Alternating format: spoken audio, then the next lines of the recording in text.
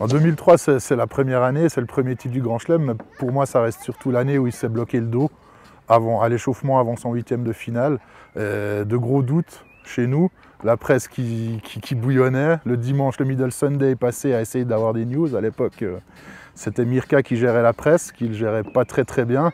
Finalement, on a su que ça allait, mais le dimanche suivant, à l'heure du titre, on repensait tous à ce dos bloqué. C'était incroyable d'en être arrivé là. 2004, c'est l'année où Roger nous prouve à quel point il est précieux pour nous, les journalistes. Il doit affronter Sébastien Grosjean en demi-finale. Le match est reporté à cause de la pluie au samedi. Et on aimerait bien lui parler. Et finalement, nous, on y arrive. C'est même lui qui nous propose de nous voir une dizaine de minutes. Et les journalistes français étaient jaloux parce que Sébastien Grosjean, qui n'avait pas la mémoire que Federer, il n'était pas là ce jour-là. Il n'a pas voulu leur parler. Alors que nous, avec Federer, on n'a eu aucun problème.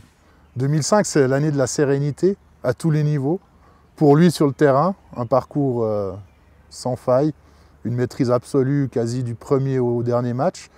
Et pour nous les journalistes, c'était finalement la même chose. Dès le début, on sentait qu'il allait aller jusqu'au bout, que ça allait être une formalité, ça le fut.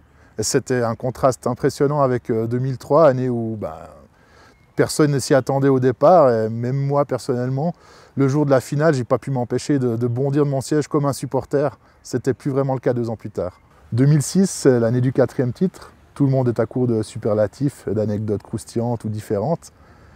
Et après la finale gagnée contre Rafa, la première, un journaliste britannique qui vient vers moi pour me demander quelque chose de différent.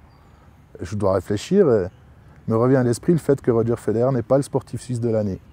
Malgré son palmarès en 2005, les Suisses avaient élu Thomas Luthi, champion du monde de moto.